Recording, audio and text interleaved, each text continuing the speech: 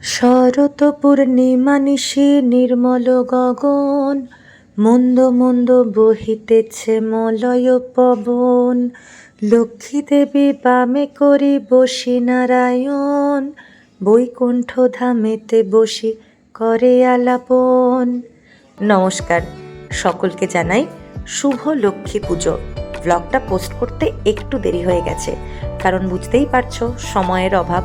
প্রত্যেকটা blog edit করে post করতে বেশ কিছুটা সময় লাগে, তাই এত দেরি। তবে এখনও তো কালী পুজো আসেনি, তার আগে পোস্ট করে দিচ্ছি। দিনটা ছিল লক্ষ্মী পুজো, তার ঠিক আগের দিন অনেক রাত্রে রেড রোড কলকাতার কার্নিভাল করে বাড়ি ফিরেছি।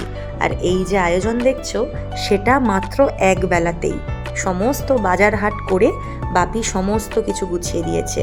আর আমি আমার ঘরের লক্ষ্মীর জন্য নানান রকম ভোগ রান্না করেছি। ঘরের মেয়ের পুজো নিজের হাতেই করেছি। যবে থেকে বিয়ে হয়েছে তবে থেকেই আমি বাড়িতে নিজের মনের মতো করে মা লক্ষ্মীর পুজো করি। এটা কিন্তু আমার কাছে খুব বেশি বছরের নয়। নিজের মনে যতটা ইচ্ছা হয়, যেরকমভাবে ইচ্ছা হয় সেইভাবেই করি। আলাদা কোনো নিয়ম কানুন আমি জানিও না, আর মানতেও পারি না। যতটুকু আমার প্রাণে চায়, যতটুকু আমার করতে ইচ্ছা হয়, সেইভাবেই তাকে সাজিয়ে গুছিয়ে দিই। আসলে সারা বছর উনি ঘরেই থাকেন, তাই ঘরের পরিস্থিতিও উনি জানেন। আর আমার ব্যস্ততার কথা ওনার থেকে ভালো কেউ জানে না। তাই এই ব্যস্ততার মধ্যেও তাকে যতটুকু পেরেছি নিজের হাতে গুছিয়ে দিয়েছি। আর এই যে পুজো আচ্ছা এসবের নিয়ম না, সেরকম ভালো করে আমি কিছুই জানি না।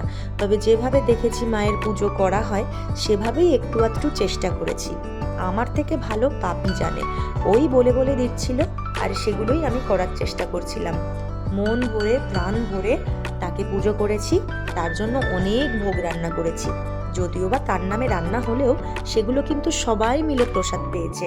আর তারই তোড়জোড় চলছে। পুজো হয়ে যাওয়ার পর এখানে চিড়ে, দই, খই, মুরগি সমস্ত কিছু একটা মাখা প্রসাদ হচ্ছে, যেটা খেতে ভীষণ ভালো। আর কথা বলতে বলতেই বাড়িতে কত অতিথির সমাগম। যতটুকু আয়োজন করতে পেরেছি ততটুকুই সবাইকে বলার চেষ্টা করেছি।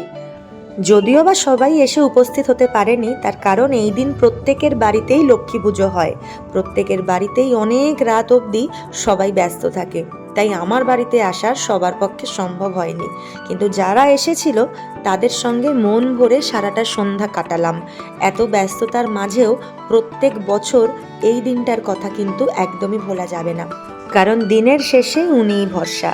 সংসারে লক্ষ্মীশ্রী না থাকলে সেই সংসার বড়ই অচল। তাই চেষ্টা করি যতটা সম্ভব নিজের হাতে করে দেওয়ার। অনেক কিছু ভোগ রান্না করেছিলাম। আবারও একটা বছরের অপেক্ষা, আসছে বছর আবার হবে। সবাই খুব ভালো থেকো।